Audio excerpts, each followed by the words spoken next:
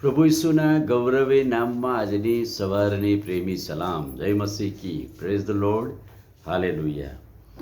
કરંથીયને પહેલો પત્ર 12મો અધ્યાય 29, 30 અને 31 વચનોમાં પ્રભુએ આપેલા કૃપાદાનોની ઉપયોગિતા, પ્રભુએ આપેલા તાલંતોનો ઉપયોગ કેવી રીતે આપણે કરીએ છીએ, શું હેતુ છે એનો, અને શા માટે મંડળીમાં પ્રભુએ એવા લોકોને મૂકેલા છે ક્રમ અનુસાર કે પ્રભુએ પ્રેરિતો બનાવ્યા, શિક્ષકો બનાવ્યા, ઉપદેશકો બનાવ્યા, ચમત્કારો કરનારા બનાવ્યા, અને એ લોકો મંડળીને કેવી રીતે આગળ લઈ જાય છે એમના તાલંતો મારફતે, અને પ્રભુનો મહિમા થાય છે. દરેક તાલંતોની ઉપયોગિતા છે, દરેકની ભેટોની ઉપયોગિતા છે મંડળીમાં. નાની ભેટ હોય કે મોટી ભેટ હોય, નાનું તાલંત હોય કે મોટું તાલંત હોય, મંડળીમાં આપણને જે કૃપાદાનો આપેલા છે તે પ્રભુનો આભાર માનતા દેવ તરફથી મળેલી ભેટ લોકપ્રિય કે વ્યક્તિગત મહત્વાકાંક્ષા માટે નથી.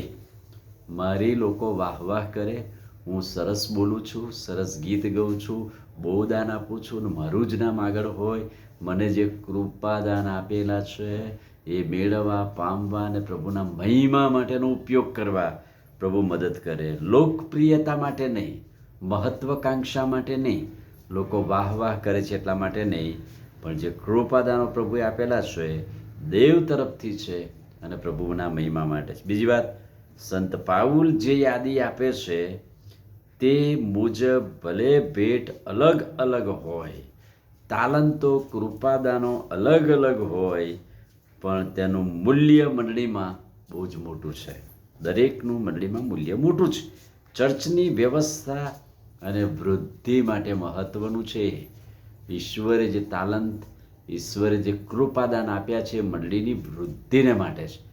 જેમ કે શરીરમાં જુદા જુદા અંગો જે કાર્યરત છે ને એ આખરે શરીરને વૃદ્ધિ પ્રમાણે છે, શરીરનો નાશ નથી કરતા. એમ પ્રભુએ જે કૃપાદાનો આપેલા છે એ મંડળીને ટકાવી રાખવા માટે છે. ત્રીજી વાત, ઘણી બધી વાર સેવાઓ મોટી હોય અને જેટલી જ મહત્વની બની જાય છે. સામાન્ય સેવા હોય કે મોટી સેવા હોય, સામાન્ય પડદા પાછળની સેવા હોય કે પુલપિટ પરની સેવા હોય કે મોટી મેડિકલની સેવા હોય, પણ દરેકને પ્રભુએ જે ભેટ આપેલી છે એ ઈશ્વરના મહિમા માટે છે. દાખલા તરીકે મંડળીમાં કોઈને મદદ કરવાની, મંડળીમાં સ્વચ્છ સારો વહીવટ કરનારી અને વિશેષ એકબીજાની સંભાળ અને ચિંતા રાખવાનું કૃપાદાન. એવા પણ લોકો છે એકબીજાની ચિંતા કરે, એકબીજા માટે પ્રાર્થના કરે, એકબીજાને મદદરૂપ બને છે. એક શરીરમાં કાર્યરત છે બધા અંગો, તેવી રીતે મંડળી પણ એક છે.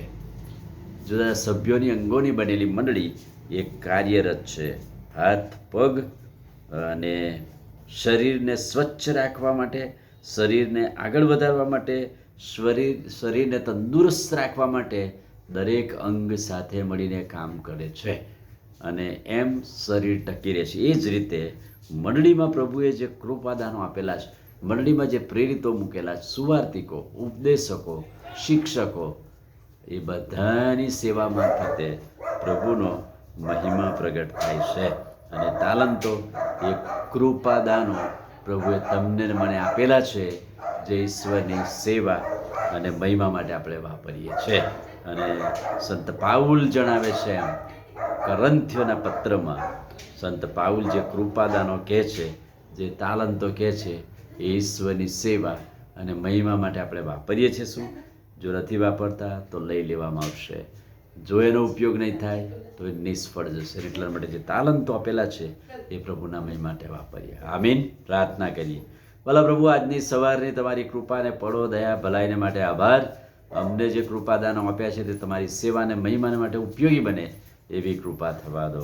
પ્રાર્થના પ્રભુ ઈસુના નામમાં કરીએ છીએ. સાંભળો ને માન્ય કરો. આમીન. God bless you.